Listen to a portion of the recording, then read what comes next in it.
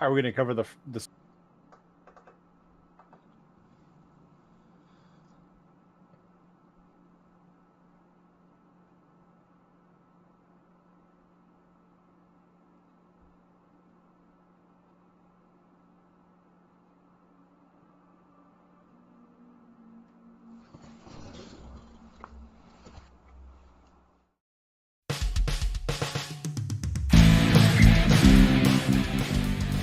You're listening to the iRacers Lounge podcast, where we discuss everything iRacing in a casual setting.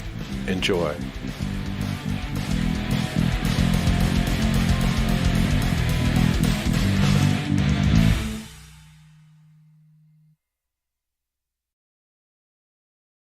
Welcome to the iRacers Lounge. I'm your host, Mike Ellis. iRacers Lounge is a podcast for the iRacer, where we talk all things iRacing in a casual setting.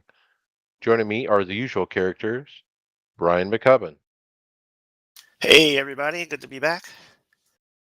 Hey, Donnie Spiker. Hey guys, how are you?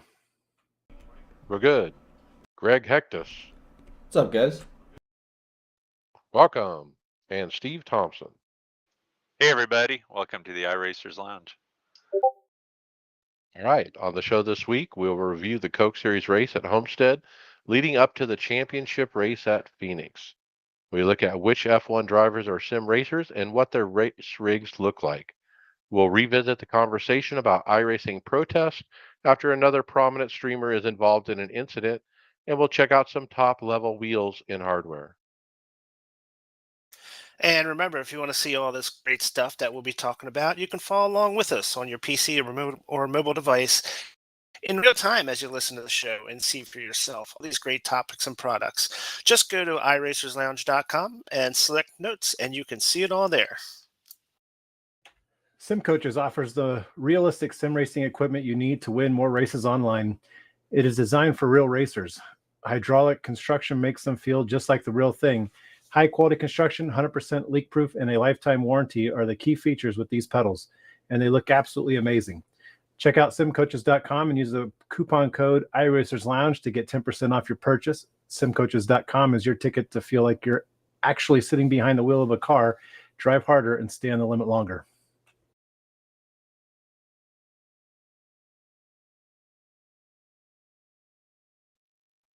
All right, stories. Let's jump to which current F1 drivers are involved in sim racing.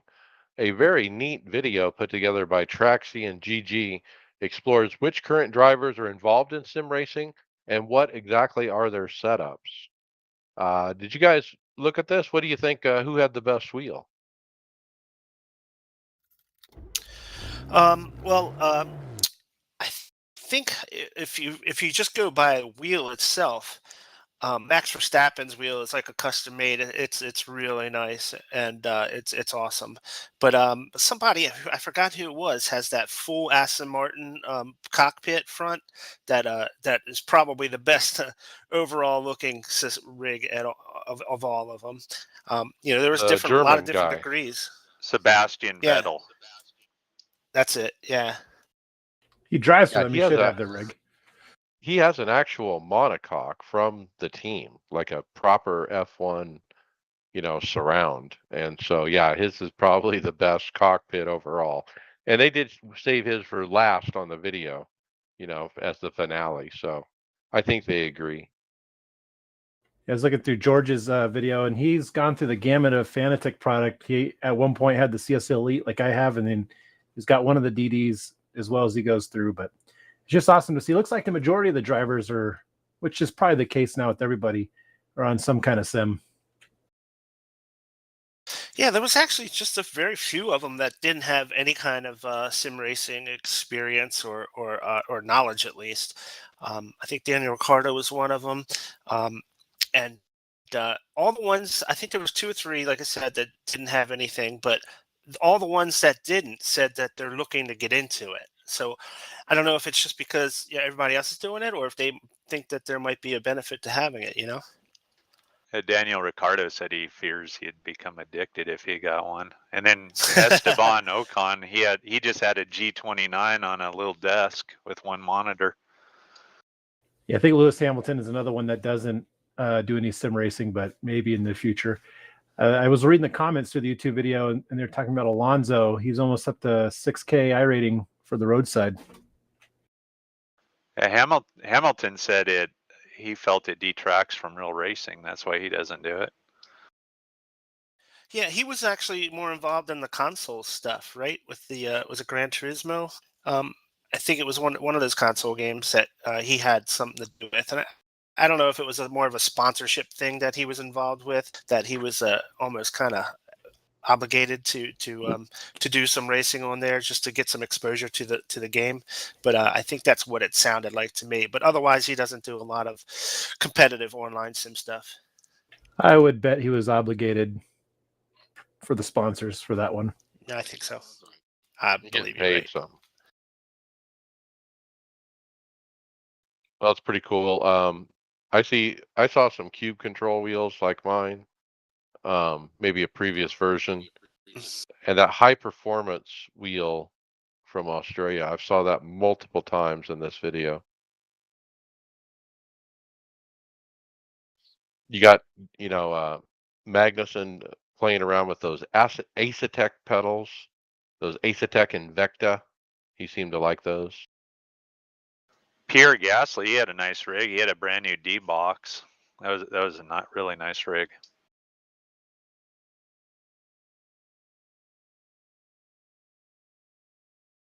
All right, let's move on. Brian, how about the tweet that is no more? Yeah, this was a tweet from iRacing Steve Myers that was up and then disappeared. But it was he tweeted a link to Mercedes F1 YouTube video titled "What Do F1 Simulators Drivers Do?" in a tweet. And Myers mentions that they have received another batch of W13 data. So this is the current version of the Williams car that would replace the W12 that we currently have in the sim. So, and we're wondering if maybe him putting that information about that data could have been caused a problem, and maybe that's why the tweet was was removed. Maybe he jumped the gun a little bit on that announcement or something. It's just speculation, obviously, but it's when you know how Formula One is protective of their secrets and stuff, it seems likely. He didn't have the tweet up long either. It was maybe minutes or hours, I think. But um, the way that we collect our content, we actually ended up with a screenshot of it. So we were able to keep it and talk about it on the show. Sorry, Steve. I'm sure you wanted it deleted for all eyes to see, but hey, it's pretty cool that you're getting the new Mercedes data for next year already. Here we are, only in October. Obviously their production is underway, but it's really neat that iRacing is getting that sneak peek on the data and getting maybe a head start. Did you retweet it, Mike? It was gone before long, but now the video that he pointed out is definitely worth a watch. Um, and it's James Davison, and he basically talks about what his day consists of or his week, during a race week. And it's fascinating to hear the kind of the process because him and another guy are basically back at the sim with some engineers. And as they go through free practice 1, free practice 2, into qualifying and then the race, these guys back at the sim are pounding down laps, working on setups, trying to figure out, what happens if we take a half pound out of the right rear? What happens if we do this to the spring? What happens if we do that? And trying to dial in the car, and then they communicate back to the track, hey, try this, and then they do. And so it's definitely a team process when it comes to building setups. Uh, and the sim that they have there at Mercedes is key to it. I mean, in those drivers. Yeah, Anthony said wherever they end up on the sim on Friday night is what they end up with on the weekend. So that's something else. And the engineer, he had some really interesting things to say too. It's amazing how much work they put into the sim since they don't have that much time on track. It makes me wonder how much different one driver can be from the next. Because, for instance, stock cars, like I probably can't drive your guys' cars the way you drive them. And if you have a guy all the way across the world back at the home base putting in setups based off what he believes, and then they incorporate that into the weekend, like how different are these guys from one another and their driving styles, I should say. He talked a little bit about that in the video that Anthony Davison, I think I said James Davison, but it's Anthony. He has had to adapt his driving style to be more like Lewis Hamilton. He might do it a certain way, but after watching Lewis's laps and learning, how he's doing it, he's trying to drive like Lewis is. That's what he mentioned. All right, then that makes perfect sense.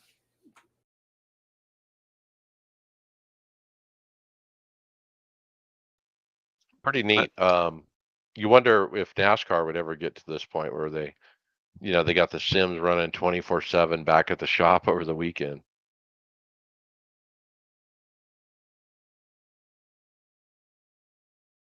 Probably not with the current financial woes of NASCAR. Yeah, it's interesting too. They were talking that they can test new parts for next year and before they ever even put them on the new car or put them on the cars. The simulated part, right? Yep, exactly. Like an aero piece or something, and to see how it performs, right? Yeah, it's a really neat watch if you guys can go find it. All right, Steve, how about the world's biggest sim racing show? Yes, ADAC Sim Racing Expo announced via Twitter that tickets are now on sale for the world's biggest sim racing show. The event is scheduled to take place on December 1st through the 4th in Germany. So they posted a tweet, and you can go to simracing.links/tickets and purchase your tickets. The tickets, it says the ticket sales for the world's biggest sim racing show and event of this year is live. Save your weekend trip of the year here. So you can go purchase those tickets now. Should be a great show to go see, especially since it's about racing, sim racing. And I've always wanted to go to this too. There's so much cool sim racing hardware showcased there. It's like a kid in a candy store. Yeah, when I started this hobby, I tried to look up conventions because I go to conventions for Star Wars, Comic-Con, just about everything that I'm interested in. And I noticed we didn't have anything to a decent scale on this side of the pond. And so this one's in Germany. I don't think I'll make a trek out there for a convention, but it'd be nice if we had something on this side to go to. So I'm curious that we don't have anything as big as sim racing's getting. But you're right. This is where you walk around for 4 days and you look at things you can't buy and you're exhausted, but you do it because you just like to be a part of it.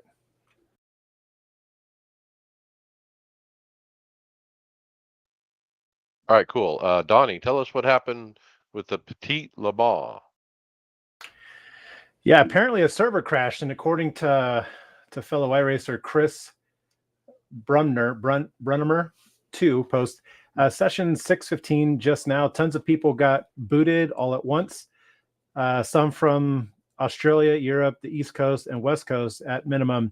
Definitely not an ISP issue. Seems to have been up to 20 people got booted. For myself and teammate, it was a hard lockup on the screen, followed by about 60 S of lockup. Third teammate didn't get booted, and he hopped in after tow with no damage. And do they respond to this to him?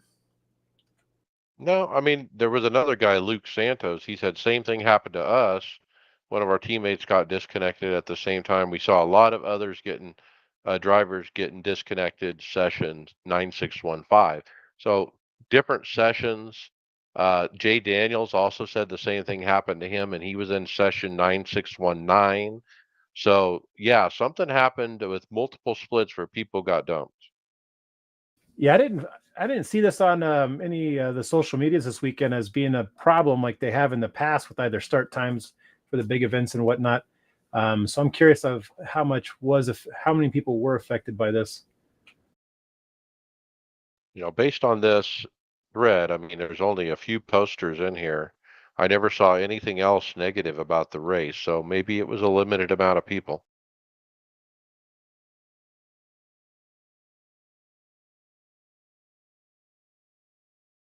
Okay, Brian, we got stack 'em up.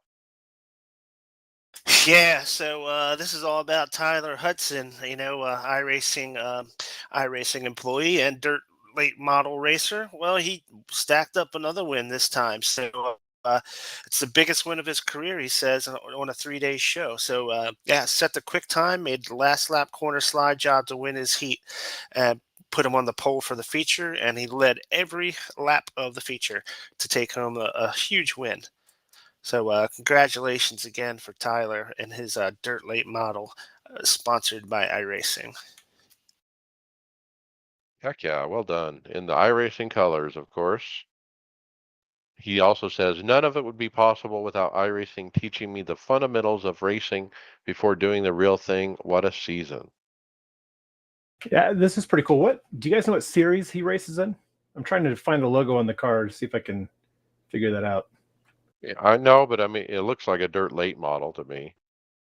Yeah, like what organization does he run for?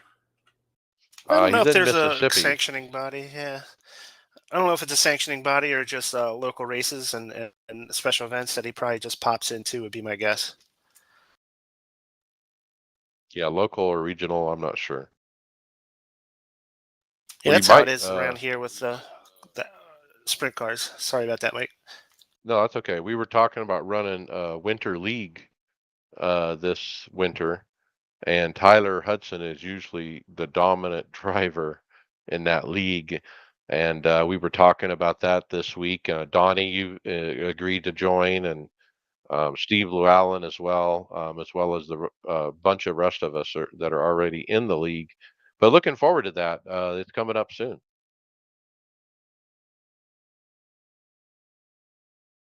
Okay, next up, Dan Suzuki doesn't get it. He put up on the Twitter, why does iRacing even have a report system when situations like the following don't even lead to a ban? I don't get it. The driver I reported drove several races after the day after the protest got resolved. So does he And it led to assume? quite a discussion. Yeah. So does he just assume you protest somebody, they're banned, or does he even know the outcome? Maybe they just got a warning and whatnot. Was this the driver's only? He doesn't give much information here. He posts a video, which is nice, but he doesn't articulate if this is a habitual offender, anything like that. It just shows an incident that I'm sure the guy got his email back saying don't do it again. But are you expected to get banned after your first incident? Well, I watched it. I mean, he went on the outside going into the corner and kind of rammed that door, banging that guy, and then he came around. I mean, I don't know that the guy turned up into him. It's hard to tell unless you're actually in his car. Maybe he got loose or something. Or maybe he had damage and hit his car. I mean, it's hard to tell from that video. I mean, to me, it looks intentional, but like to Donnie's point, even if it is intentional, if it's the first time, are they going to be parked? Probably not, you know? I when I Yeah, first came into iRacing, I was running in the was it the straight stocks, and I crashed coming off the front straight there, and I backed up onto pit road, so I didn't have to go all the way around. Somebody turned me in, and I got banned for 2 weeks just off of that. Whoa. Was it rookie whoa. street stocks? Yep, rookie street stocks. And I started another account so I could come race. That's impressive, actually. That'll teach them. There you go. So, so yeah, I was going to say about this incident, to me, if this guy doesn't have a history, I can see them not banning on this one. It's one of those things where if he got upset and made a dumb quick move to hit Dan, you know. Even I can understand that to a point where you just lose it in the moment.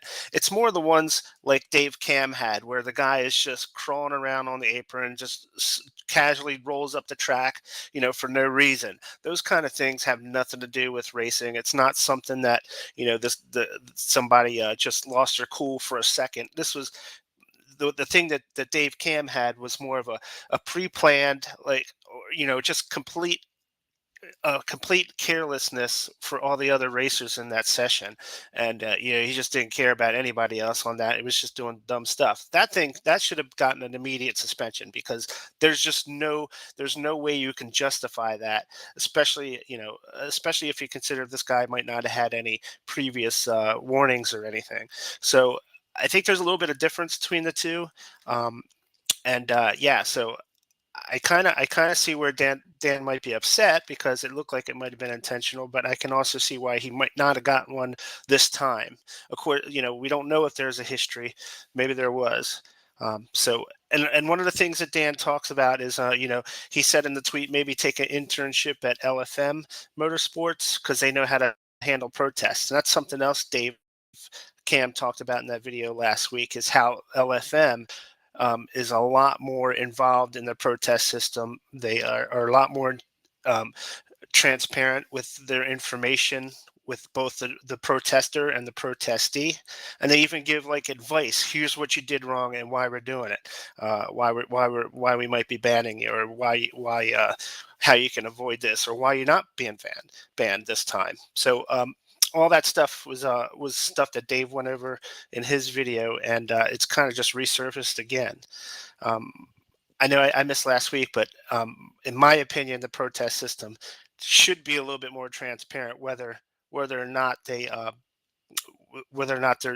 dealing out justice, because it makes it seem like you're making these protests and nobody's really listening. You're just getting automatic response. You don't feel like people are actually taking your things seriously if you don't get any kind of response that's some canned email. So that would be my suggestion. Okay, When I, so a couple things. The LFM you mentioned is the governing body for Assetto Corsa Competizione, I believe. I had to look that up because I wasn't sure. I've never played that before. I when I came on the service in 2014, I mean, there wasn't guys cussing on the radio or doing any of those things. I mean, it's really changed. They've really kind of opened it up in the last, 8 years or so.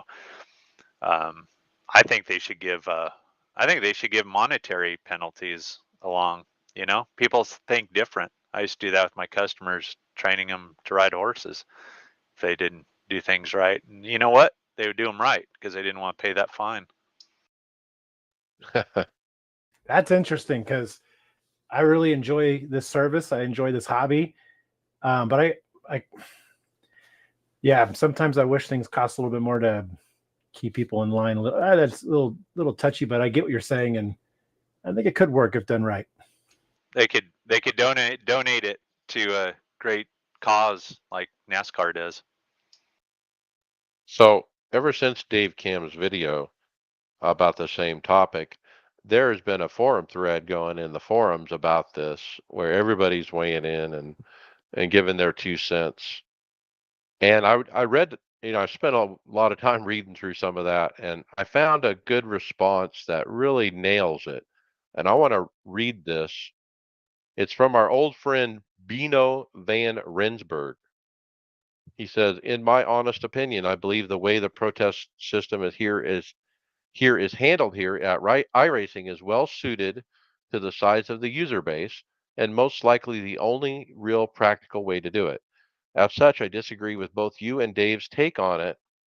A couple of days ago, I submitted only my third or fourth protest ever for a blatant takeout, and I got the member was notified, blah, blah, blah email.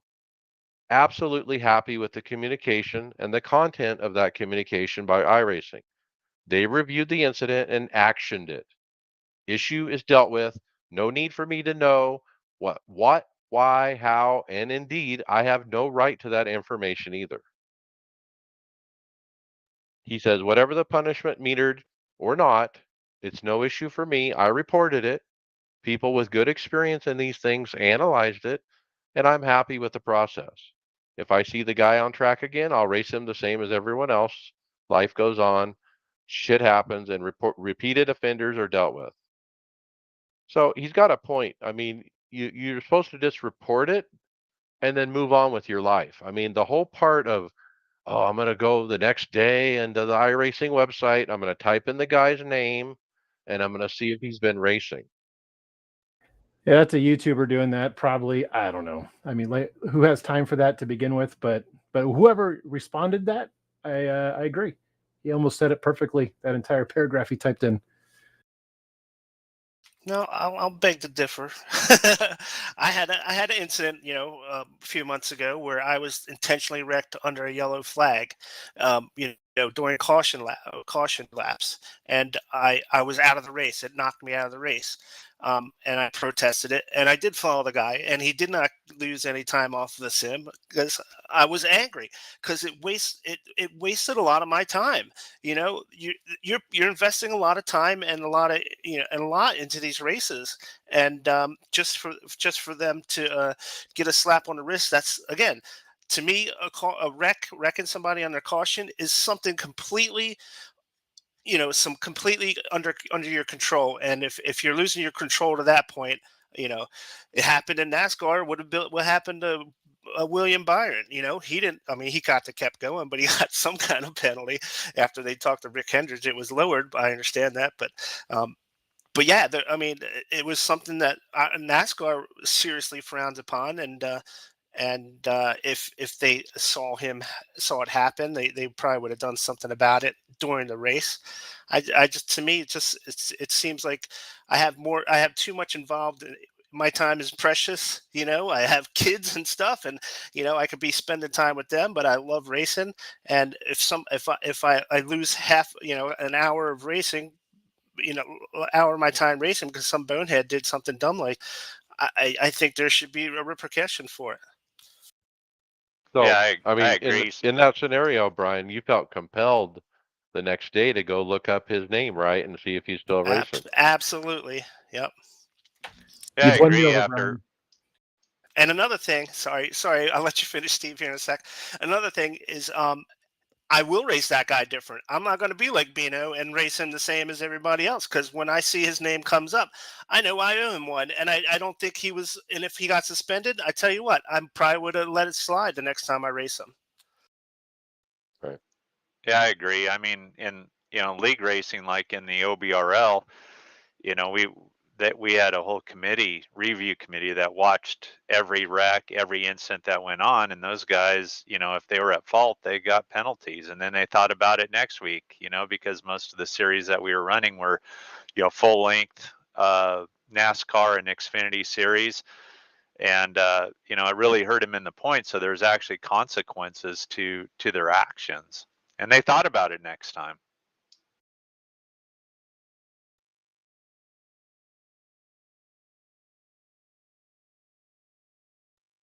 Let's keep moving. I got a serious discussion. iRacing and the situation in Ukraine. Robin Trustwell posted in the forums, in a difficult and trying time, in a difficult and terrifying time, I don't want this to turn into a political debate or a debate about right and wrong. I just want to check up on those on the service who have been affected by recent events. I want to make sure you're all right, both mentally and physically, in addition to your family, relatives, and friends. My personal messages are always open if you want to talk or confide in someone. No matter who you are or how you've been affected, feel free to contribute to this thread. Let's keep it respectful. You don't know no idea who's sitting around the world and what they've been through. So, pretty interesting thread, to reach out and to those iRacers that might be in Ukraine or even Russia or other surrounding areas that might be affected. What do you guys think?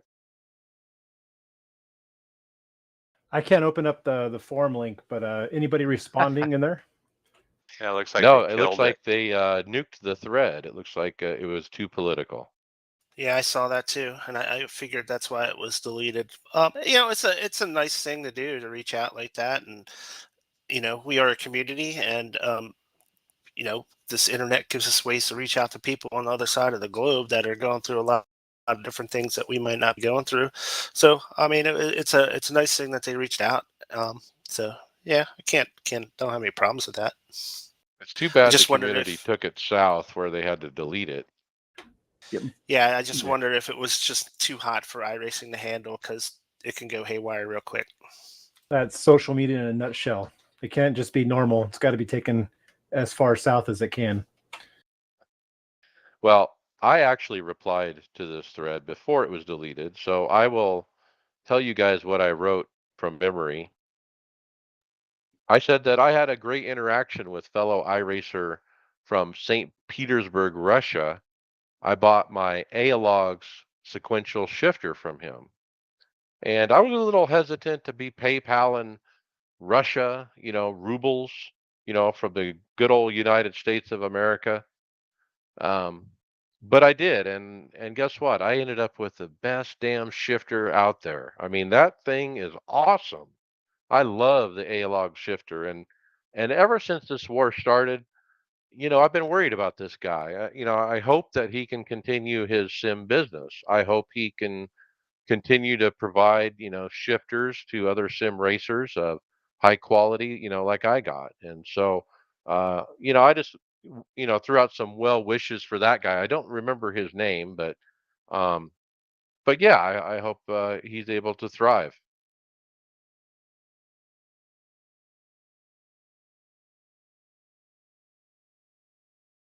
All right, Donnie, how about an old track around your stomping grounds? Yeah, Riverside was brought up on the Dale Jr. download this week. On this past week's show, Junior was asked if iRacing could recreate a track from the past that is no longer around. Riverside was brought up as an example. His answer was yes, but indicated iRacing would most likely not do it unless they've scanned everything they could possibly scan that's still around. And the only way they go back to Riverside is if, like I mentioned, if they didn't have anything else to scan anymore. It'd be cool to see. I grew up during the 80s. I was up in the northern part of the state, and I only heard of Riverside. So by the time I moved down here, Riverside was long gone. It was a shopping mall.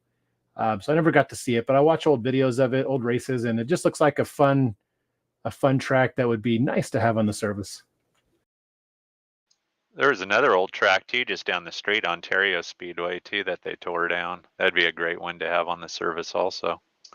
Yeah, both are shopping malls. There used to be an oval out here in Ontario as well that I've looked up. That's a miniature version of Indy. It's like a rectangle almost.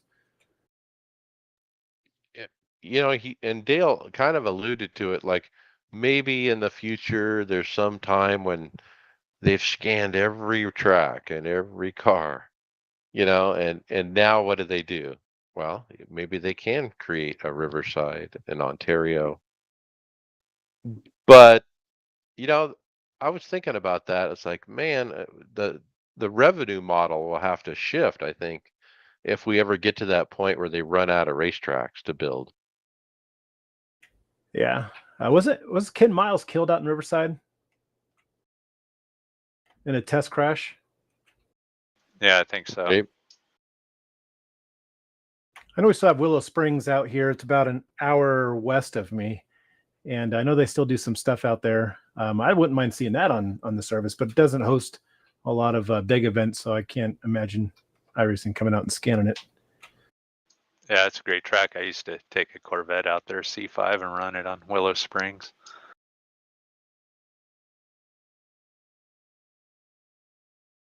Yeah, iRacing is very particular about their tracks and scanning them. Having actual data from the ground, and aside from like the Coke, sorry, not the Coke Speedway, the iRacing Super Speedway, everything else is pretty much exactly as it is in the scans. And I know they want to stick with that model as much as they can to make these tracks as realistic as possible, but you know I don't see why. I don't.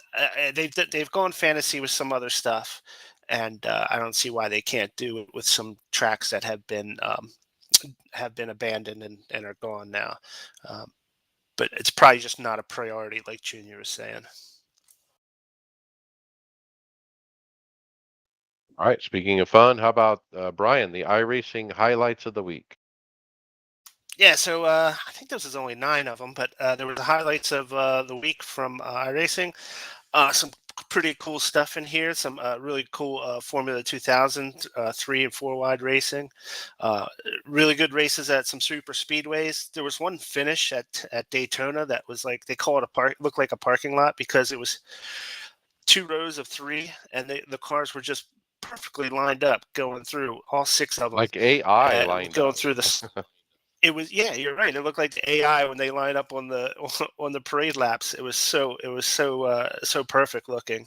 And then there was another really good finish at Daytona. I think it was the number 1 one where they went 4 wide on the finish, and yeah, car went right up through the middle to try to pass all 3 of them, and came up a little short. Really good racing stuff there. The road races were really good on here as well. Yeah. Mazda Cup at one of my favorite tracks, the Outland Park, I think it's called. Um, Love that track, but side by side, right up to the checker. Yeah, a lot of close finishes for this one. Yeah, the open wheel at Road America, that was great watching those guys going 3 wide. That was pretty amazing, wheel to wheel.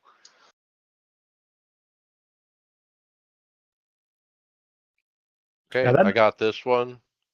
Sorry, Donnie, go ahead. Oh, you're fine, quit. We got Team UI or Team Website.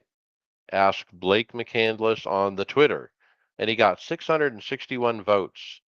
And wow, the UI wins it by just a hair, 50.5 to the member site at 49.5. Was that your vote that got it to 50.5, Mike? I did not vote for the UI. I did not. I'm surprised it was this close. I've went back to the member site as of the last couple weeks, and I've left the UI behind, except to paint. But I'm surprised it was this close. You're right, Donnie, and it shouldn't be this close. As much time and investment they've into the UI, it should be so much better than the member site that everybody should be using it. They haven't gotten it to the point where it's more beneficial to use, in my opinion. So I keep using the member site. So I haven't switched over to the UI unless I have to do like AI or something that you're restricted. But yeah, other than that, I'm always using the member site. For those of you that create the stuff in the real world, how long is a beta UI supposed to last? Or this might not even be a beta version anymore, but weren't we supposed to lose the website eventually? It seems like it's been going on for quite a while. There must be a reason behind it. Yeah, because that's the idea. 49.5% of the people members still use it. That's right. If this was a poll was like 95-5, they probably would dump the member site, but it's not. It's crazy. Do you use the member site, Steve?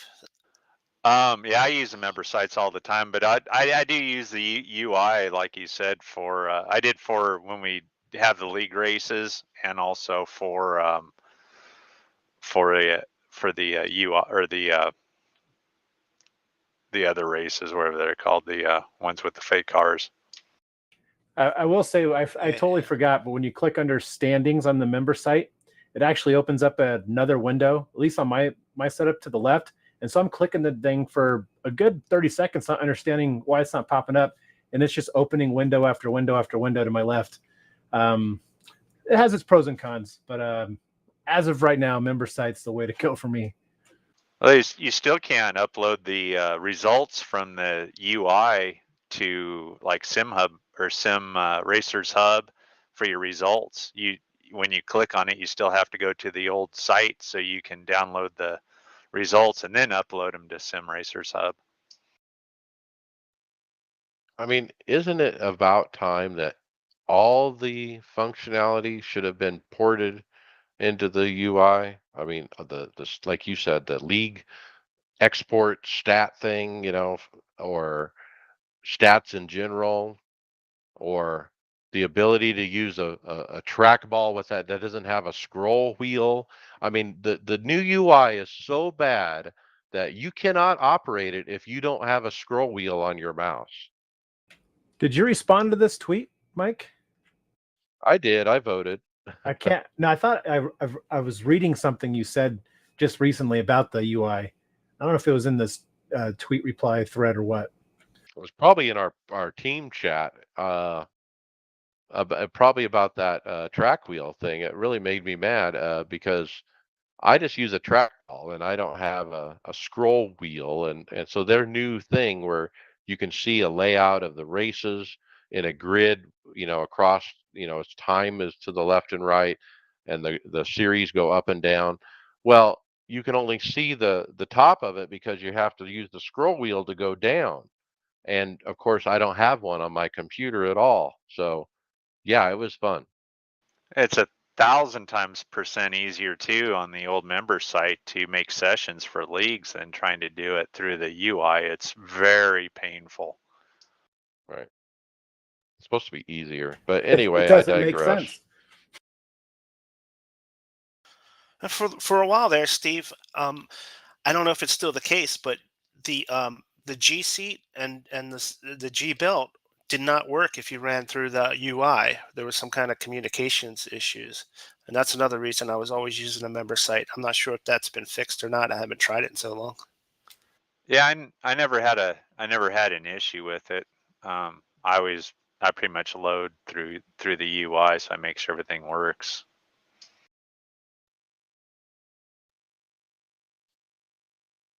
Okay, Steve, how about Driven?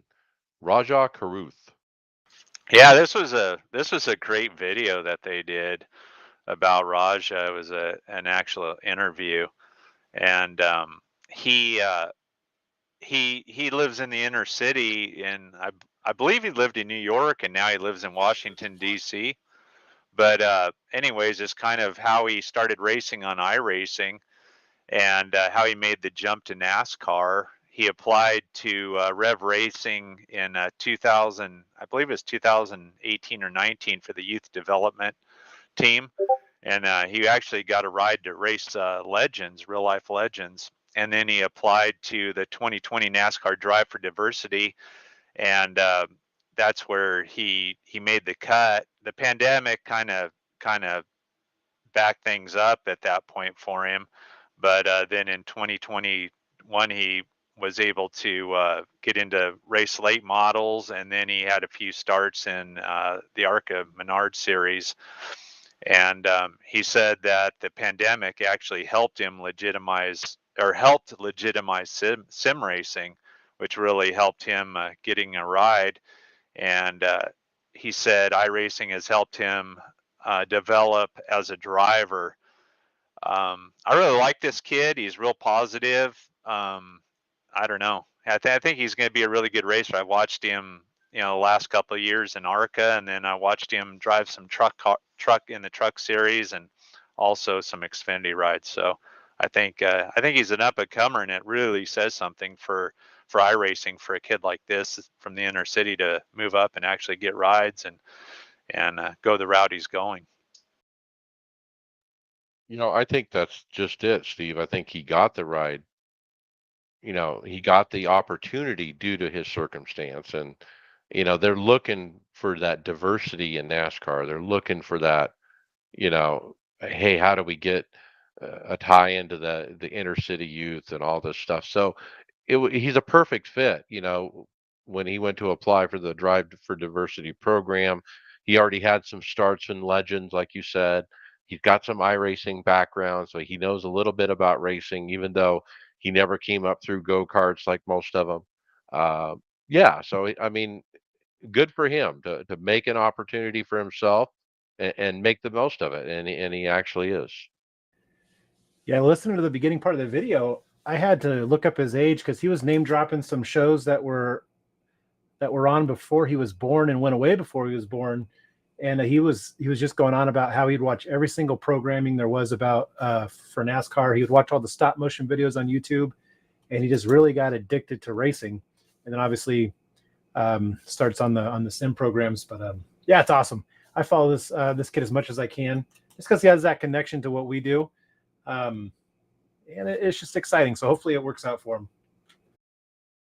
I think he's got a good head on his shoulders too. I mean, every time he's gotten into an incident, he takes it to heart and learns from it in real life. So he's not a blamer or anything else. He's a learner. I'm kind of hoping he gets to skip the truck series and go to Xfinity, because it seems like you can develop more out of that series, unless you are in a really good truck in the truck series. But it seems like the truck series has lost its way the last couple of years. But if you can go to the Xfinity series, develop there, that'd be nice. I know that they might pull up that Haley Deegan lady to the Xfinity series next season. Hopefully that works out for her as well.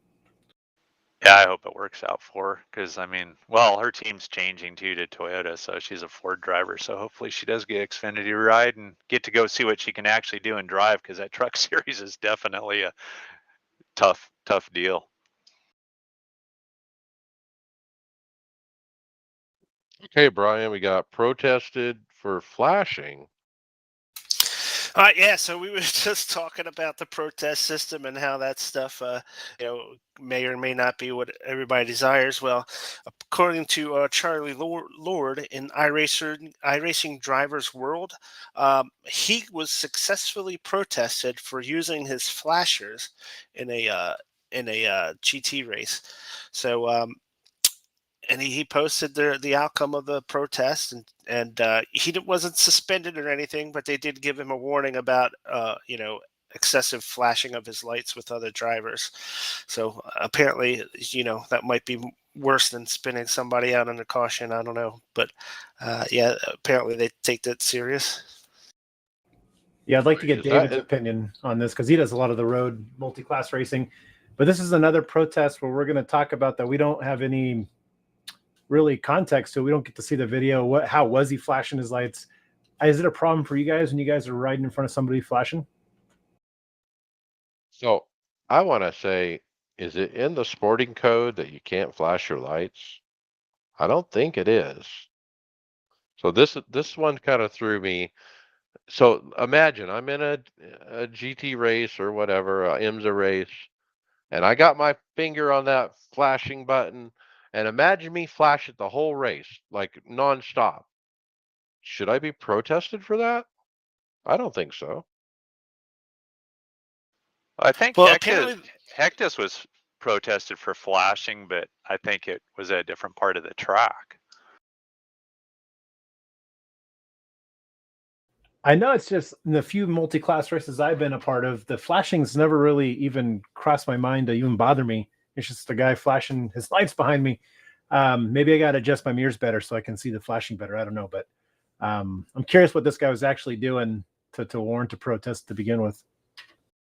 well, apparently he was quote getting in another driver's head, is what probably the person who protested him did.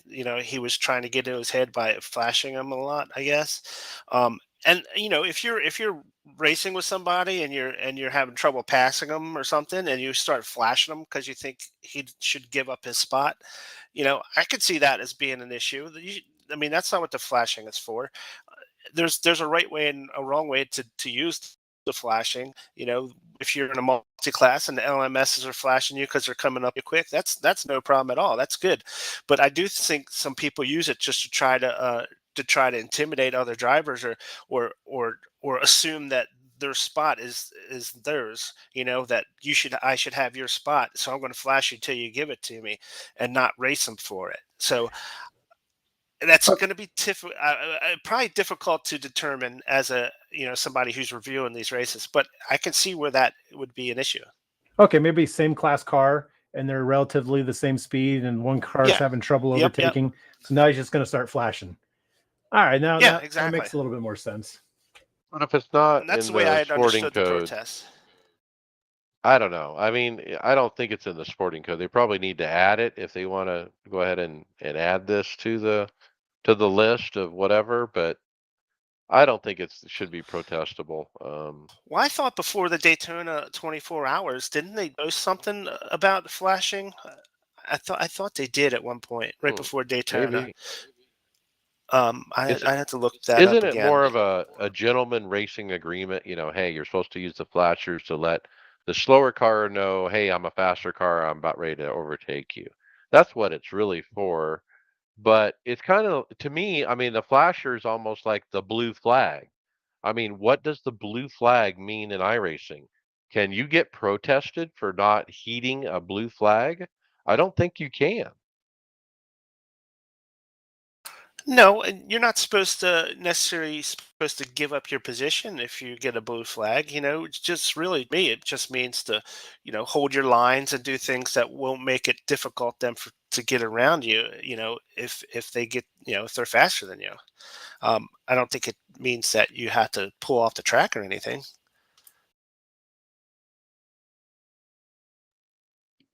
Well, we'll have to see where this one goes. See what David says next week. Yeah, I'd like to know his opinion on this. He races the most multi-class, I believe. Yeah, probably And right. he Yeah. and he's usually the faster car that's overtaken the slower one and probably using his flashers. To be Okay. continued with this one. All right, Donnie, you got the IMSA Global Championships. The IMSA Mobile or IMSA Esports Michelin Global Championship kicks off this Sunday at Road Atlanta, and it's through IMSA's Twitter account, and they're tagging iRacing, so it's going to be an iRacing championship. And I'm looking at it. Is it the touring cars? I'm trying to see through the picture there. Looks like it might be the touring cars. Yeah, they got a website here at imsa.com about it. $25,000 purse in a 4-race series. It will be broadcasted. GT3 and touring cars. The series enables pro sim racers and teams to develop close working relationships with 8 manufacturers. It's going to be a lot. We talked about an IMSA series a few shows ago. It wasn't this one, I don't believe. So this looks like something completely different. So it's getting to be a lot to keep track of. Because is this an official iRacing event? Because I'm reading the logo here. It just says IMSA Esports. Looks like they're going to utilize the iRacing service to accomplish it. It's pro drivers doing it. So this isn't open to everybody. So it's like the Pro Invitationals for the NASCAR side? Exactly. So you got actual IMSA drivers competing here. Basically, that's the way I read it. Well, that's cool. More the merrier. It should be fun to watch. I'm going to try to catch one of the broadcasts. All right, yeah. So it'll be. You might have said this, Mike. I apologize, but all races will stream on iRacing and VCO YouTube, Facebook, and Twitch accounts. All right, Steve, we got a drop. Season 4, Patch 2. Yeah, I saw that on here. Oh, here it is.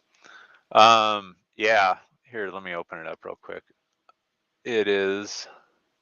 So it looks like this drops. Did it drop today or yesterday? Actually, yesterday it dropped. Morning. This morning. Yep. So, anyways, they had some changes. They had race control at small tracks with very slow space speeds. A calculated green flag zone has been extended further back from the start-finish line, leaving more time for race systems to calculate correctly. It says this. Oh, go ahead. Oh, go ahead. Well, I was going to say the LFE they adjusted where if any engine exploded, you would hear it as if it was your engine exploding. And I think I've heard that before because I got this monster sub. And when that happens, it's just like the whole house blows up. Yeah, that'd be irritating. They also in AI racing, they fixed an issue with AI aggression where sudden and large steering inputs could occur when 2 or more AI drivers were side by side on the road courses. And they also fixed an error where some AI drivers' ability to estimate fuel consumption. I guess they must have been running out of fuel, huh?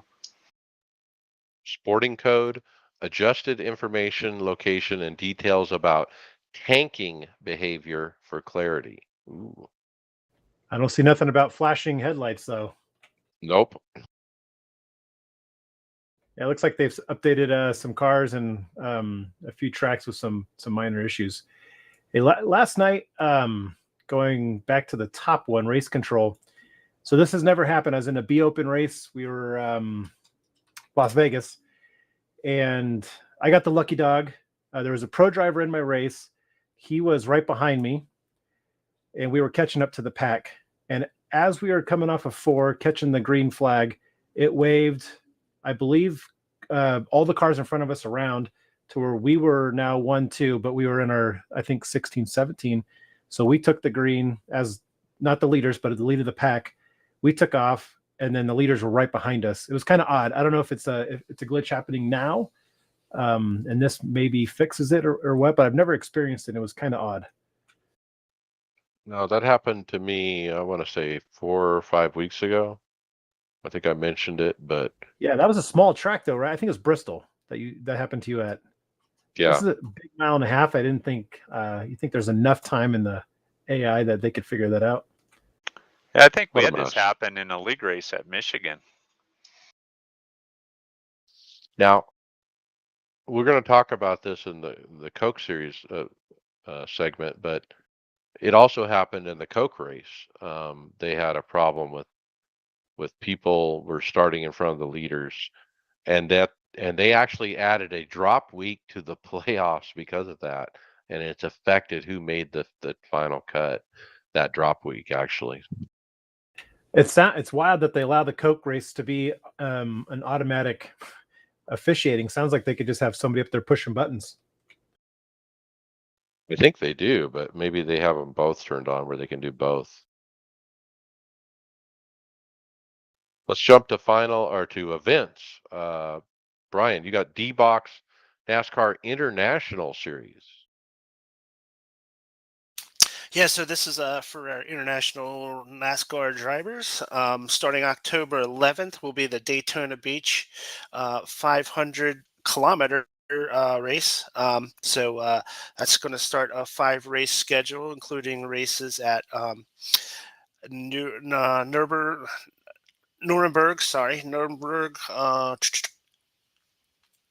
And yeah, that's all I got right here. So, but it's a 5-series race starting up in Daytona for the international NASCAR drivers. In a new series, actually, this is an older series, but it's presented by D-Box now. This is a new sponsor. So kind of like that IMSA thing where you get real race car drivers running a short series to be broadcast. So interesting. So yeah, so also is going to be Las Vegas Canadian Tire, Circuits Older, Darlington. Interesting combination of racetracks there.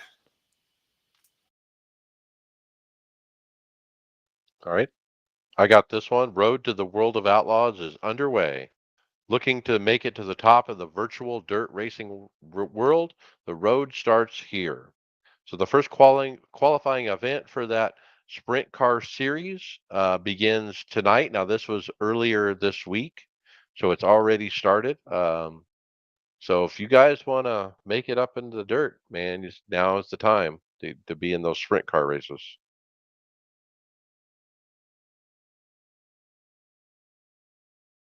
And then Donnie, tell us about the IWC Fastest Lap Challenge. Now, we asked Greg to participate in this, and I think he said he was still about a second off.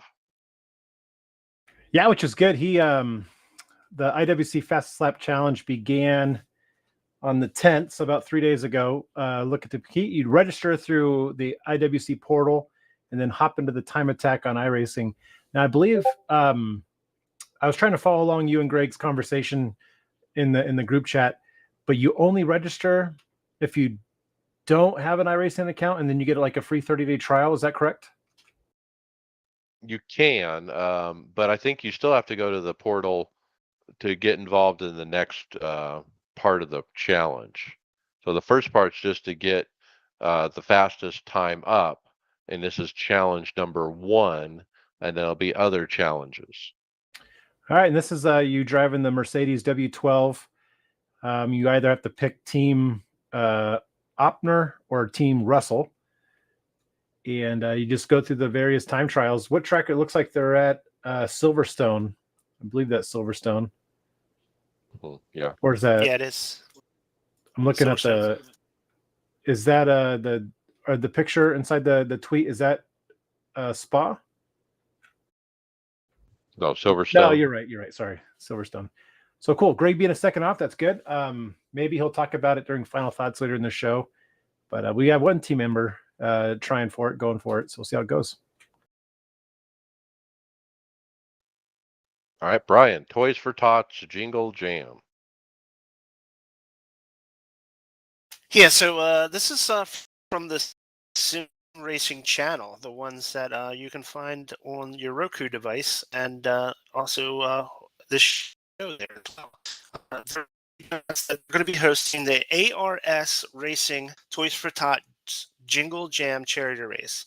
So it's going to be live on their channel on December 17th. So more details are going to be coming soon. Save the date. Yeah, any of us? I think it's a Saturday. I was looking it up. I got this confused with what Greg was talking about pre-show. But do any of us plan on doing this one as well? No, this is what he was talking about pre-show. This is they want to do that wheelbarrow racing that you were doing, Brian, the other day with Chris McGuire. Yeah, I want to touch on that since I wasn't here last week to talk about it. We did the Radicals, right? It was at Michigan, I believe. It was one of the bigger 2 mile ovals, and yeah, the car in the lead. I was in the lead. I shut off my Radical, completely turned off everything, and then Chris McGuire got behind me and literally just shoved me around the track. And like it takes a little bit of skill if you're the one being pushed because you have to kind of keep your eye in the mirror to try to line up your bumpers. The Radicals bumpers actually lined up really well. And he just shoves you around. And, if you can get a couple of these cars going at the same time, it's a blast. And it's a lot of fun. I tell you what, though, when I was doing that in my rig, I was in motion, and I was, every time he would bump me, which is, every couple times a second almost, I was getting bounced around like crazy. I might turn off the motion if we wind up doing it, something like that, because it was jarring, but it was a lot of fun. And I can see if you can get a whole bunch of cars lined up to do this, it would be really a good time. And apparently on this one, they're thinking about, after one guy pushes for so many laps, you kind of switch places, and then the other car drives.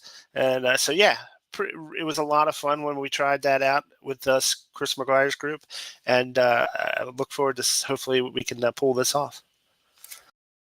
So this says December 17th, Mike, and Greg was talking about Thanksgiving weekend. What's that about?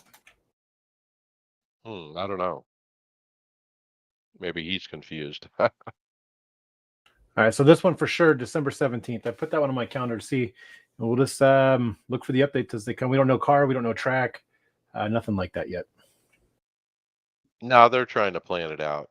I think Greg had a meeting with them, and they had some ideas, like like Brian was mentioning. But that's all I've heard. So more to come. Next, the 2022 Crandon Championship is still on the books here, guys. And so if you want to get involved, you certainly can. Yeah, it's October 19th through October 23rd. On October 19th through the 21st, there's two time slots. You can look on the link posted in our chat here for the exact times. And then October 22nd, 23rd, open sessions, taking the top 20 in overall points from the race week. And anyways, they've got some different splits. There's split sizes are 20, practice is 10 minutes, qualifying 7 minutes. And anyways, it looks like it'd be a lot of fun. So go check it out, Grandin Pro Ford Championships. And you can check it out on iRacing. Yeah, that's next Wednesday, Thursday to get in. And then we have the SCCA runoffs, October 22nd. Now that's not this weekend, but next weekend. And iRacing put out their Downshift podcast earlier today, guys, and I got to hear a little bit of it, not the whole thing. But Greg West was saying what a cool event this is going to be, how they have all these different cars, and you just pick which one are you going to run. You Formula V, Spec Racer, Mazda, Miata, the F2000. And there's a bunch of them, and so get involved. It sounds like fun. Yeah, I was looking at the car list. Curious why they don't put the W12 or the jet car in something like this. It gives somebody a reason to maybe buy it or maybe run it again in an official setting. Part of me wishes this was 1 month into the future. I'd give it a go. I guess the SCCA has certain cars that it actually has on their actual runoffs, and I guess they're just sticking with what's actually in the real SCCA runoffs. You're Yes, that makes absolutely right. sense. Yeah, you're absolutely right. I was deep in thought on that one, but no, you're right. Okay, podcast housekeeping notes. Don't forget to leave us a review on your favorite podcast platform to make it easier for more listeners to find us. Mention the podcast to your fellow drivers during the race so they don't miss out. We do appreciate it. You can find us on Discord. Great discussion going over there. You guys are missing out. Um, I've, I've actually presented a parts list for my new project to buy a new semi-cube wheelbase. I've had some friends in the Discord checking my work and providing some other ideas and information.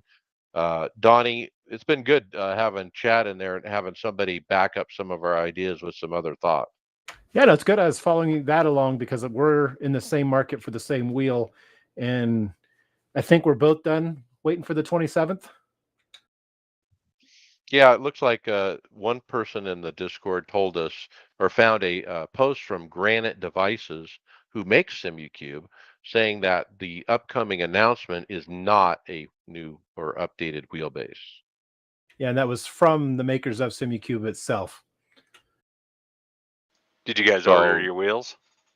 I have. I can't afford it yet. I'm gonna have to wait. Yeah, part of me wants to wait till Black Friday, but something else is coming out on Black Friday that I was told not to discuss yet. But yeah, I probably end of the month I'll go. But I have a micro center here about an hour away from me that I'm gonna go in person. They got the hub adapters and quick releases as well. All right, don't forget the website where you can see everything we're talking about. And we are in regular rotation at the Performance Motorsports Network and the Sim Racing channel on Roku TV. All right, Brian, fantasy. Alrighty, so yeah, the races are really winding down now in the fantasy. Louder Racing maintains his lead in the overall standings with O Baby 44 in second, Ray J in third, Scotty Boy in fourth, and D Train 89 in fifth. So Louder's got a 51-point lead going into the final few races of the season. Certainly not anything that's not overtakeable. He's definitely within reach of Oh Baby, and even Ray J has an outside shot of taking the overall championships. Frozen Cactus, that's of course that's Greg. He's the top Tifosi guy in ninth place. No one else is in the top 15 from Tifosi, so he's kind of walking away from this one. I'd like to hear from Tony Groves before this is over, see how his season went, because he's been really good with this lately, but not too good this year. Overall, for the race on Sunday at Charlotte, Trick Dickle was the winner of the week with 201 points, but Greg did finish second in the Charlotte race, so good job for Greg. Smiling Ninja was third, Mud Dog fourth, and tied with Mud Dog was Cletus 45. Stephen Llewellyn, one of our drivers from Tifosi, he's in seventh. Tony the Tiger Rochette is in eighth for the week. So yeah, not a terrible week for all the Tifosi guys, but none of us are really making a push for any championships. That's for sure. Yeah, I fell hard on the Consistently. Sorry. playoff standings. I spent the weekend in Vegas, and I could not remember. And it's just disheartening. So for the overall leaders up there, the Louder Racing, it's a testament of their commitment to remember this every week. Certainly. So Yeah, it's going to have fact, yeah. I'm sorry to Donnie, but not just their commitment, but they're probably watching the racing and making adjustments live, and that's a big deal when you're doing this. When you're doing these fantasies, you got to watch the races and know what's going on. Yep, that's key. So maybe next year I'll set a Google reminder on my calendar to remind me to do my lineups. But it killed me in the regular season. It just killed me in the playoffs. So it's a bummer. I'm consistently second to last every week. It seems like I'm never last. I'm second to last. Kurt Busch is retiring Saturday. Take him out of your lineup. Him and Bowman. Whoa. Bowman's not running either. He's got Bowman and Kurt Busch in his lineup. That's not good. That's why. Damn it.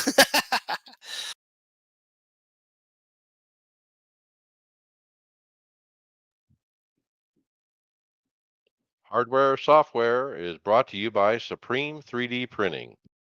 Are you looking for that next sim rig upgrade, or maybe your man cave needs a little more style? Or is your wife wanting to redecorate your home?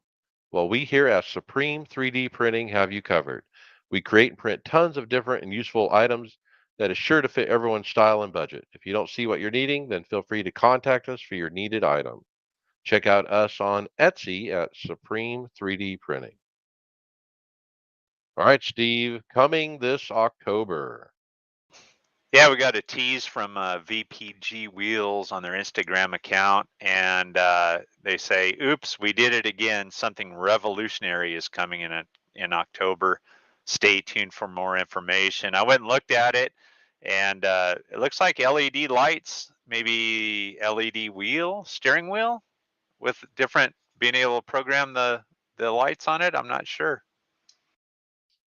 Yeah, it's certainly a steering wheel. I mean, VPG, we've talked about their Elemento wheel before, and they're obviously having a new wheel come out here in October. So when we saw that F1 drivers sim rigs video, if you guys look closely, you would have seen VPG wheels on several of those guys' rigs.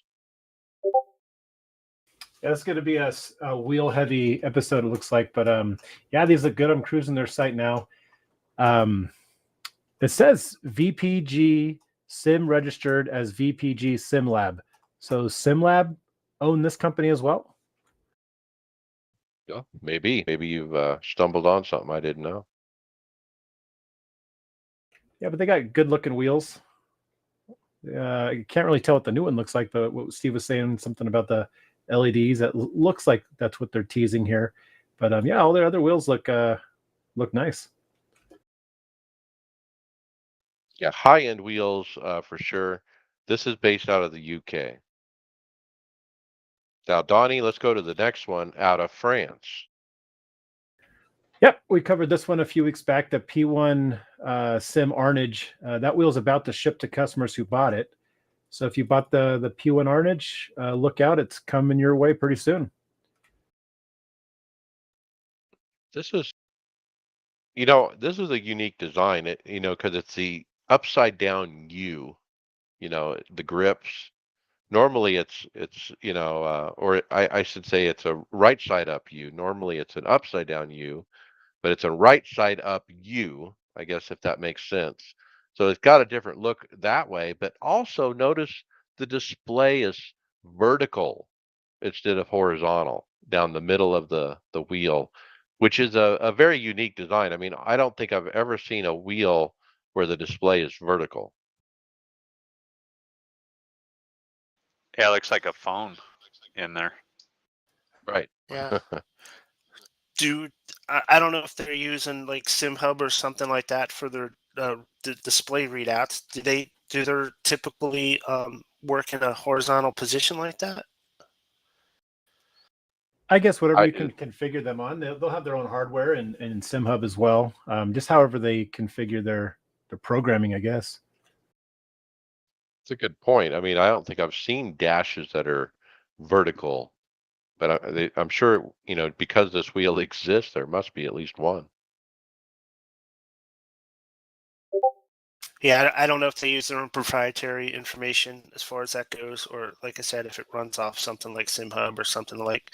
But yeah, it'll be interesting because when I've used SimHub with my phone in landscape, and you see everything, but when you turn it vertically, I don't think it translates just as well. I could be wrong. I know when I was watching the Cube Controls review, which is upcoming, they were talking that you can actually go in and write your own programming for however you want the screen to be. So maybe that's what you can do here also. Yeah, if you're nifty enough, right? Yep. All right, Steve, how about more about the 4090? Yeah, I did Immediately quite a you bit can of see research new on box the design. It 4090 uses this clear week, materials. which was pretty interesting. But after I ended up purchasing one yesterday, I got lucky and got one bought on Egghead. I didn't get, yeah, I didn't get the one I wanted. I wanted the water cooled one, but I ended up getting a Gigabyte OC 490. So it's supposed to be here tomorrow. So I'm kind of excited about it. But all the reviews I watched, I watched the reviews for the NVIDIA 4090 itself, and they talked about the cooling on it and how well it cooled. It didn't seem like they had any issues with power at all. And all the reviews are showing that they're, up to 80% faster than the 3090 Ti, 45 to 40%, 80%. So it's definitely seems like it's a great upgrade. How many slots is the card you got? It takes 3, which that's what my 3080 takes, so it shouldn't be an issue. Wow, so you're jumping in head first. Yeah, Congratulations. yeah. I went on and got on the computer at 6 yesterday morning and had all the sites up and it was kind of interesting because I had another piece of software that was up that was telling me, when cards were available, and so I was able to. The Egghead was releasing them like every 3 to 5 minutes, and so I got lucky and got one. So you're planning a fresh new build, or you just drop it in your same box?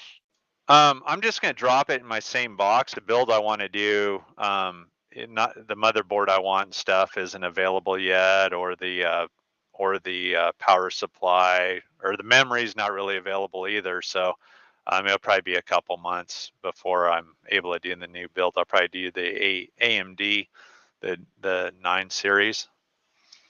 Right. All right. Sounds pretty cool. Steve, you won't need a new motherboard for this card, though, right? Yeah, you'll need a new You will. motherboard for the new Ryzen 9. Oh, for the Ryzen, yeah, but not for the 4090. Yeah, You'll just no, go in not the for. regular Yeah, GPU spot. Okay. yep, that's correct. And then the next review here is basically the same thing from this guy. He gave they did all the reviews on the 4090 as far as different games and the heat and what it was doing, and that's on the NVIDIA 4090 itself. That came out the day before they were released. So it's a good read if you guys want to see all the how all the games react to it. But it's definitely, everybody says it's a great upgrade. So especially if you're have an older card and you can run it. So nobody on iRacing's tried it yet. I was on the forums last night and people were talking about it, and somebody said that Will Ford from Boosted Media bought a 4090 yesterday as well, and he intends to put a video up very shortly to show how iRacing works on the 4090. So we should have a video next week on this. I don't know how quick you're going to get yours up and running, Steve, but uh, it'll be interesting to see. Yeah, I did see last night in the VR forum on iRacing, there was a couple guys that went to stores, I guess Best Buy or whatever, and were able to pick up 4090 cards.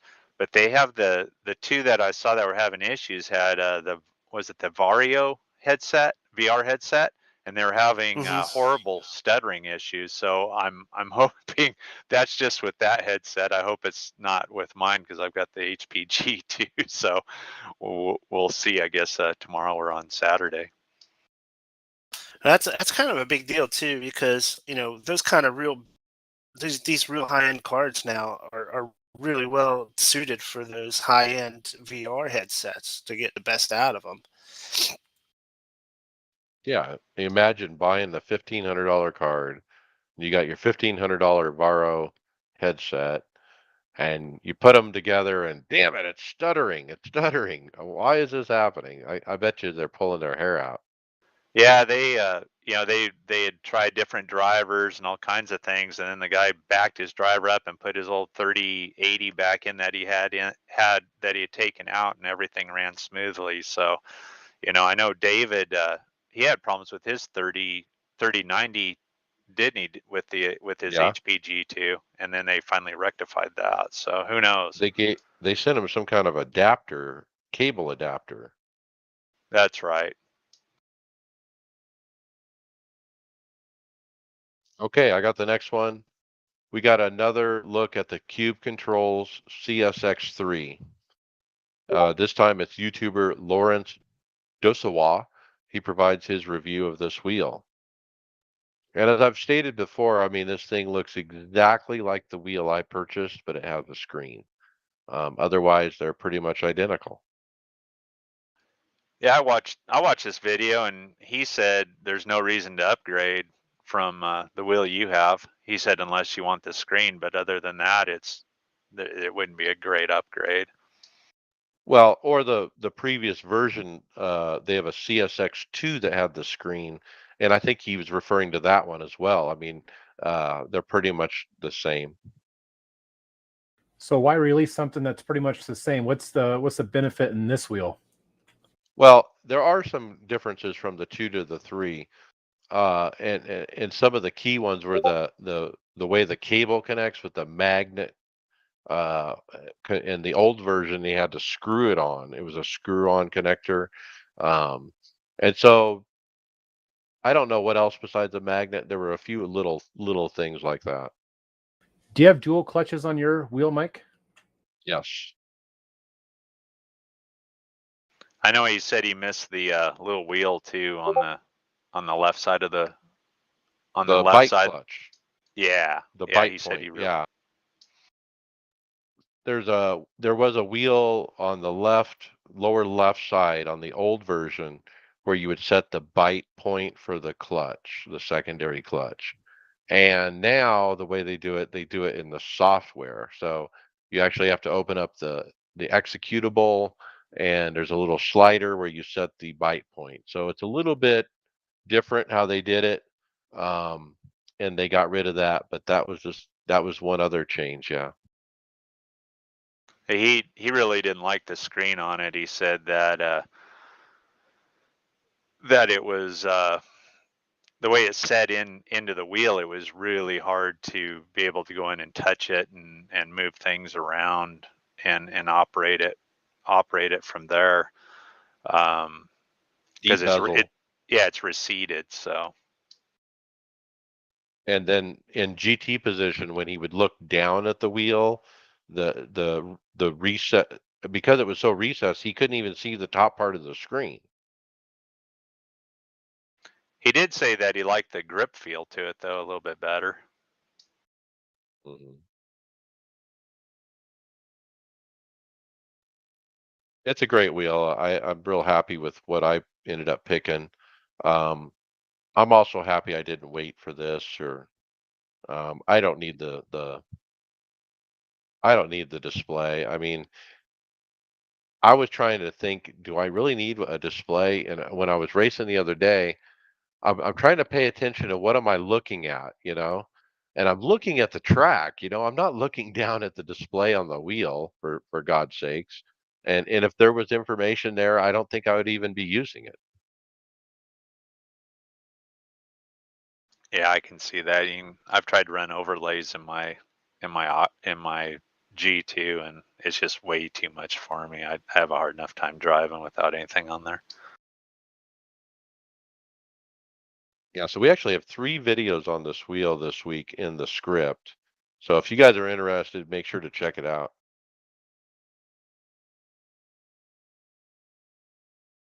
Okay, Donnie, tell us about a few front mounts for a SemiCube wheelbase.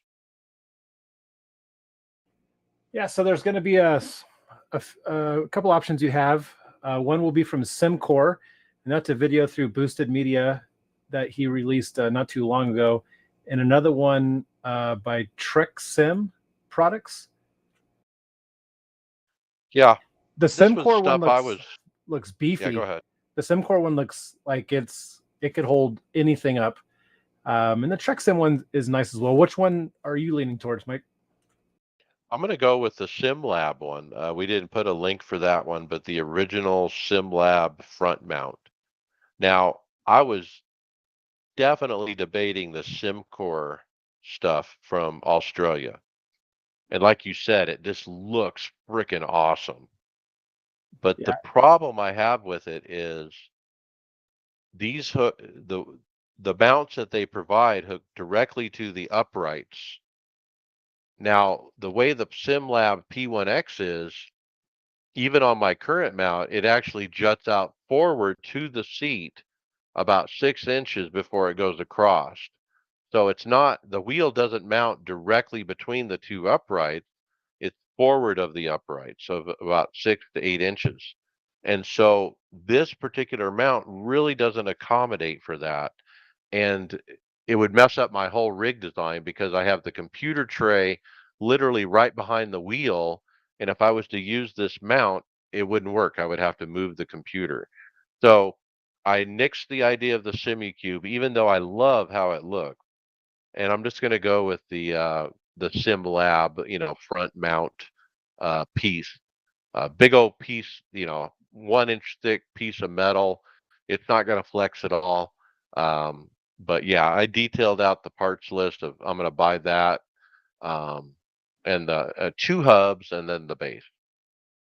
Yeah, same here. I'm going with my rig supplier as well. Advanced Sim Racing for its SimCube mount. So even looking at these two options are good options, but I'll go with keep it within the same rig family. That way they've already got it figured out. The SimCore was really interesting, especially as the adjustability to it. That's what I really liked about it was, it going the angle and the pitch that you were able to adjust it at. That was pretty neat. Very easily too. You just undid a couple little screws on either side, and you're not like changing the entire mount to twist this thing one direction or the other. And everything was really clean, especially with the Allen head bolts. Everything was recessed, and I mean, it was really, really nice hardware. But I realized after looking at this thing, oh man, I'd have to redesign everything. I'd have to move the seat, I'd have to move the pedals, I'd have to remove the computer. I mean, everything would have to be redone if I tried to integrate this into my system. So I'm not going to do it. Yeah, it doesn't make any sense. All right, Brian, we got another wheel, the complex SimWorks Dash component. Yeah, so this is actually a dashboard for for your setup. It's not actual whole wheel, but it's a LCD screen, a 5-inch screen with 20. Lost you. You got me now? Yeah. Okay, so sorry, it's a 5-inch Vocore screen, 20-inch customizable or 20 customizable RGB LED lights with one single USB connection, and it's running 250. So it's your pretty standard dashboard mount. I can tell you that Complex SimWorks is on the Etsy store, and I've actually bought a product from them. I bought an iFlag from them, and I can tell you that I had no problems with the purchase. They came pretty quick, and all the instructions were there, and everything worked really, really well for what I bought from them. So I was definitely happy with the company. So I imagine this is probably going to be just as well. It's called the SimTac 5 from Complex, COMPLX SimWorks on the Etsy store. Yeah, I made the same mistake as you, Mike. I thought this was a wheel because the product they're promoting, they set behind the wheel. So it was just threw me off for a bit. Even today, looking at it again, I thought we were looking at a wheel. But no, Brian's right. We're looking at the dash behind the wheel. Yeah, good stuff. I went to their Etsy shop, Brian, and they do have a lot of good product in there.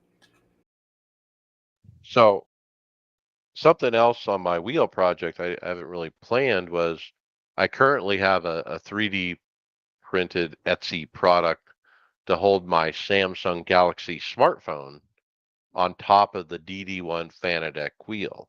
So obviously that'll go away, and I'd like to continue to use the Samsung phone as the display, but now I need to figure out something that's going to fit on the SimiCube uh, versus the Fanatec. So I don't know if I want to buy an entire separate display. I kind of like the idea of using a cell phone, but yeah, I'm going to keep this on my short list.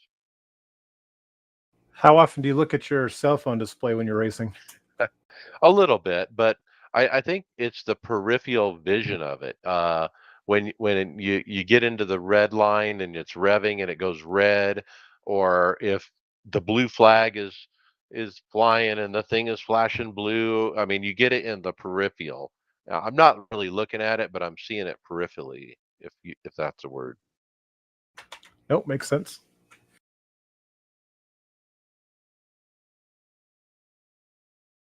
Okay, Donnie, how about this wheel? A 3D printed wheel from H-Tech. Yeah, we just looked at some spectacular wheels earlier on, but this is H-Tech Sim, I believe out of England, but they're announcing their newest 100% 3D printable DIY wheel. So you can go to their website at htechsimulator.com. I'm assuming download all the material or files you'll need to print this out yourself, but I don't, maybe they sell the button packs as well, because if you're going to print this all yourself, they got to, I guess I'm assuming they're going to come out with, give you a pack that you install this with. Yeah, it says 7 pounds is how much it cost for the plans, and then you can buy the paddle shifter and the clutch pieces separately. So are the buttons 3D printed too? That's the way I read it when he says 100%, do it yourself 3D printed. It does say 100%. I mean, you're going to have a board inside there with the screen. So I'm curious if they sell that as a package as well that you have to throw in there, or they just give you links on where to buy the stuff yourself. It is interesting. So if you have a 3D printer, you might want to look at this stuff. After this thing's all said and done, and because you guys always say you never stop going. So once this is built and I'm happy with it, I do have a 3D printer sitting in the back over there, my left shoulder here. Wouldn't mind giving something like this a go just to see how far I can get with it. Yeah, for $7. I mean, why not? It'd be a fun little weekend experiment, right? Probably 6 months. Yeah, I agree. So you kick it off and wait 6 months to print. Then you lose interest and you're driving on your $1,500 wheel instead. The printing stuff's a lot harder than it looks. And it All right, takes Steve, forever. All right, Steve, how about a rig review? Yeah, looks like this guy took his car apart and put it in his living room. It's kind of neat looking though. If you're driving a Logitech car, I guess. Looks like he's got a Logitech G29 and Logitech pedals and Logitech shifter, but it's clean looking if you want to drive your family car around, I guess. Yeah, it's very clean looking, but does that seat have flex in it? I bet it does. Wow, it's the entire dash, surround console, the vents, the stereo, turn the air conditioning on and off buttons, everything. The little center console to put your drink in. Yeah, craftsmanship's on point here. I mean, it looks like he just plucked this out of a car, put it in his living room. The footprint is bigger than I'd like, but yeah, Steve, you're right. It's pretty dang clean, and he's got to put a lot of thought into this. The only thing's missing is a screen, a monitor. Yeah, there's no monitor. Maybe he's VR. I don't see a computer or anything. Pretty cool. It's kind of a different look, I mean, it looks clean. You wouldn't be ashamed to, have that in your living room probably. All right, I'll take this one. The Next Level Racing GT Elite review. Now, Next Level Racing's cockpits are pretty cool. This is their Elite one, the lesser expensive one over their premium one. And what makes it that way, for one, is the upright are a pretty tall upright, and to accommodate people of different sizes and whatnot. And that was the big thing on this review was, hey, the cockpit's great, except man, these uprights are so darn big. They stick up and they literally block, your vision of the screen a little bit. Yeah, I'd take my Sawzall, cut those babies down so it wasn't Come sticking in down. my face. They put the logo there where you would cut. Yes. I was just looking at that. But it looks like the screen's a little lower than it probably should be in the back behind the wheel. But yeah, those uprights in the way are kind of weird. I go back and forth with these Next Level rigs. I like them. I don't like them. I don't know where I sit with them. This is the rig or the good one that they put out is the one that really got me started on, hey, I'm gonna buy new stuff because I love the look of it. I love that those uprights are at an angle. I don't know why. This looks fast. It looks sleek. It looks racy. I don't know. It's got a good look to it, Donnie. I think that's why you can't put your finger on it because it looks good. But the functionality of it, I mean, especially this one with those tall uprights that kind of stick up in your way. Yeah, I don't know. That I think monitor, it's a little short too, as far as like I'm 6'5". I don't know that I'd even fit in that thing. You yeah. might be okay with their better cockpit, not this cheaper one. What cockpit do you race in now? I've got the one track racer from Australia. TR160. Yeah, the 160 series. But my seat's all the way. I mean, my seat's all the way back too, to the back of the rig. So, one thing I did really like about this one was the seat adjustment. It was kind of slick how they did that. I like that part of it.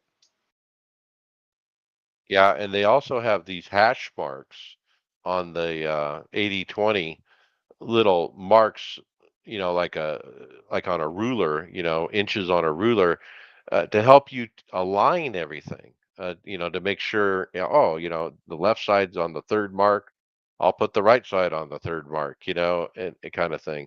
And that would have been real handy on my SimLab P1X because I actually got my uprights.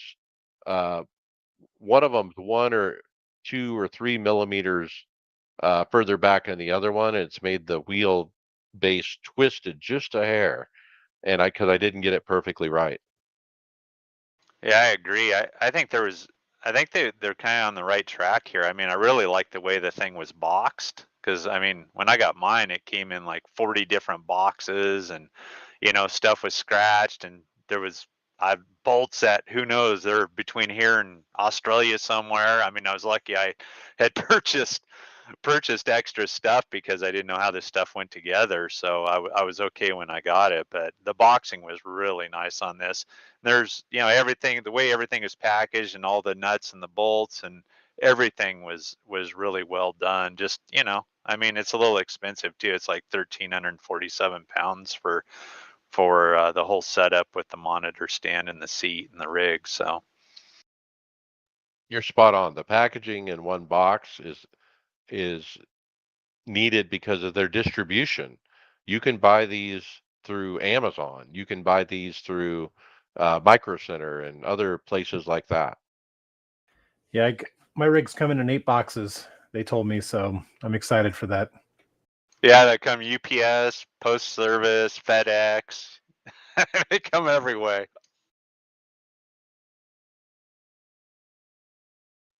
Okay, with that, we're going to move to results. Let's talk the NASCAR iRacing series. And it was the Friday Open Roval. David Hall, he got a P9. First half of the race was more fun as I had close by drivers. Greg Hectus wrecked out. My race, I qualified P4. I eventually cycled to the lead through green flag stops. I ended up spinning on my own once, lost about 8 seconds of track position, and fell back to 5th. I gradually made my way back up to P2.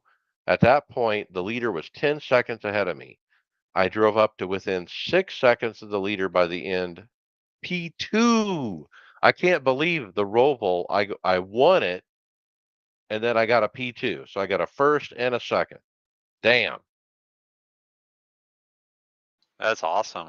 Good job, Mike. Who would have thought, right? Yep, you are the road king still, aren't you? I guess I am now. Yeah. That was it for the Yes, he Roval. is. A solid week running. That's good. I can't tell if that's a Roval king. crown or a halo above your head in the video here.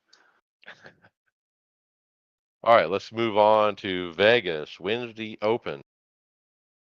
David Hall wrecked in an unavoidable, now down from 4,000 to 3,300 iRating. That's crazy. Looks like teammate Kyle, finished P5, started in 7th place and fell back fast. Fought a loose car until about lap 70, and then the missile came alive, and it was just on rails. Worked my way back from mid-20s to finish in the top 5. Tom Dreiling, he was running with Kyle as well. Tom was on a rocket ship last night. He had no problem with the set. He was fast. He was leading laps. He was up front there with Kyle, actually in front of Kyle. And then right near the end, I believe Tom lost it all by himself and spun. And I don't know where he ended up finishing. Did he lose it out of 4? Do you remember? Out of 2, I think. All right. And then Tony Rochette, a shitty race. Had a horrible set, was just loose all over. With 25 to go, my car wasn't the only thing that was loose. My stomach was a rumbling and I just couldn't hold it. So I pitted and got out of the rig in record speed. That was fun. That hasn't happened yet. I've only been doing this 2 years. You guys much longer. Have you had to quit a race to go take care of some business? I haven't done that, no. No, only But me. apparently Tony has. I've only had to go kill a snake for my wife once. All right. All right. My race, P13. Super, super loose. The first run, I ended up spinning and running dead last. I eventually caught a caution, but I was still struggling on every run. The race, I ended up where I would spin and fall to the last car in the lead lap. And with some carnage near the end of the race, I ended up getting a few more spots and up to P13. The set and I certainly did not agree last night. The particular team set we were running, I couldn't drive it. I was wrecking maybe 5, 6 times.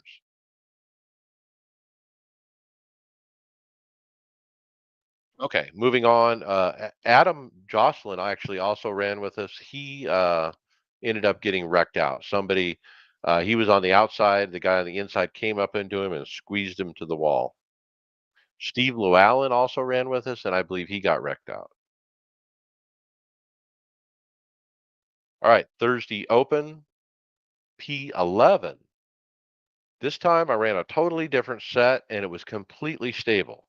Much, much better. We had only one caution on lap 13. And at the time, I decided to stay out because I wanted to save the set of tires. I thought it was too soon to pit. We only had tires for every 23 laps. So stayed out. But from that point forward, no cautions. At one point, I actually got shuffled back to 24th. But I ended up driving it back up to 11th before we hit the first green flag stop. I stayed consistent through the second run and ended up running 4th before I had to pit again with about 15 to go for fuel and right side only. The car was really fast with 2 tires, and I drove it back up from 11th to 11th from 21st. I got screwed on that fuel strategy, and I'm kicking myself for sure. So what happened is the people that pitted on the caution on lap 13, they could make it the whole way on one more stop, and I had to stop twice. And so those guys ended up winning the freaking race. Did you go a lap down? No, the car was fast. And you know what? I want to mention two tires. Back in the day in Gen 6, you were dead if you took two tires. You were dead. I mean, it was the worst move in the world to take two tires. But in this car, it worked. Now, I did it at the Roval multiple times. I was only taking right.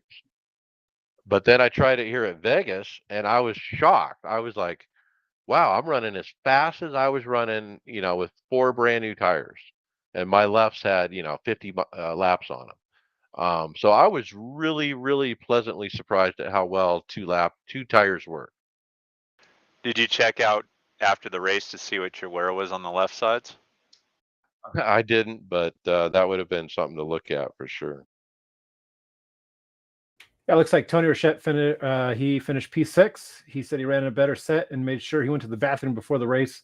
He led laps early, but tightened and settled in before the first pit stop. Made adjustments and was just cruising when somebody decided he wanted to turn right across his nose and put him in the wall. A little bit of damage hindered him being up front, so he said he settled for a 6th place finish. He's got away with words. I'm trying my best. I wonder what his parrot, what his parrot's words are all the time, talking behind him. He's picking up something, I bet, huh? I'm sure he is. All right, let's talk other racing. I ran Chris McGuire hosted Kia Optima at Daytona P2. Oh man, that was fun. Then we had the 87 cars and the Porsche Rough Cup car at Talladega. And I ended up wrecked out of that. Now that was interesting. The Porsche cars would take off and leave the 87s at the start, but once we got up to speed, the 87s would catch them, and then when we caught them, we were all the same speed. So it was actually a really good match to those two cars. Then we ran the Car of Tomorrow Gen 5 at Talladega, which is a cup car with no restrictor plate. You go 250 miles an hour. It's crazy. I got wrecked out. All right, Donnie, be open. Yeah, last night was the Be Open race in Vegas. Started 16th, finished P18. More that I think about it, we had the one caution. It was a 90-lap race, but there were other incidents that probably warranted a caution that weren't thrown. So somewhere throughout the race control went out to lunch. And from that moment on, when they didn't call that caution, when 3 or 4 cars were sideways across the track, things got a little weird. I mentioned earlier about that restart. So kind of after I got going and I made adjustments to my car, I was probably P12 speed, but P18 because of that funky restart towards the end. We were never able to catch back up for obvious reasons. The pro did finish right above me in 17th, but he had the same deficit I had. But that is fun. This series, though, you'll take 4 tires and you'll make up for it. So. All right, and then Kyle Pendergraft, teammate, has some information here. He wants us to read off. He says the iRacing iRock Challenge Series Season 5.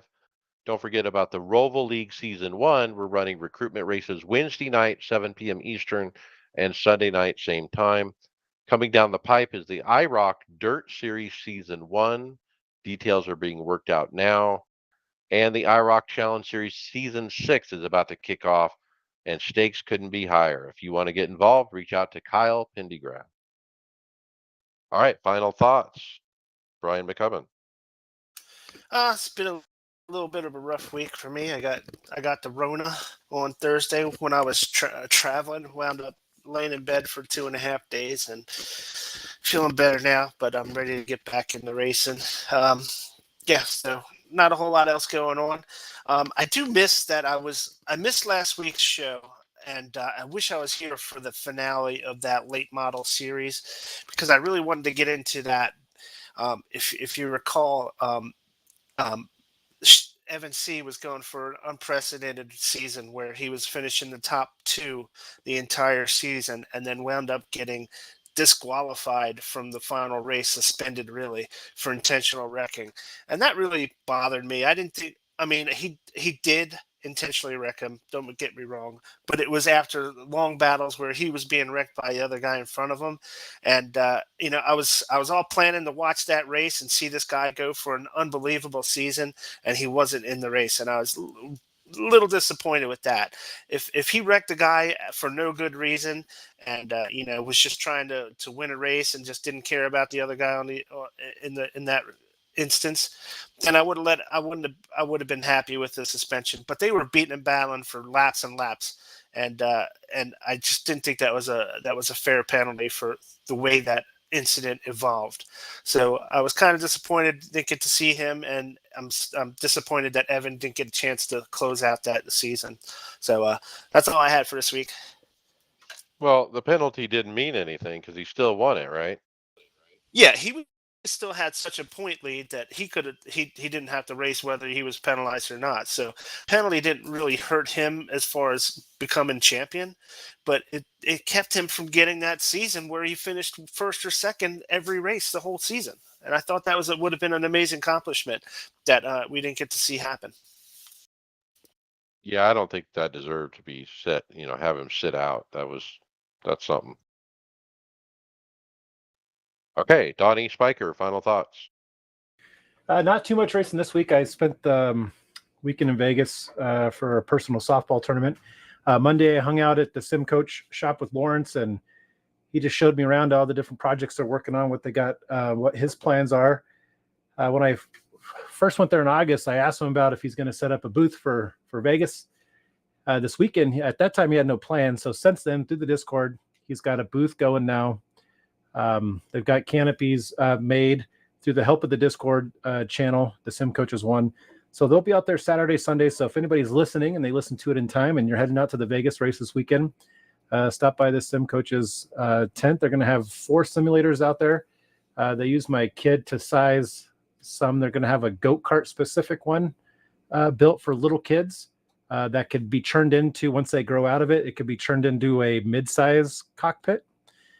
So you're not wasting a ton of money if you buy a little kid rig. But other than that, got to hear some fun stuff that he promised me I wouldn't tell anybody yet. But it's good stuff. Good place to hang out on a Monday. All right. That sounds like fun, hanging out with Lawrence. All right. And then Steve Thompson, final thoughts.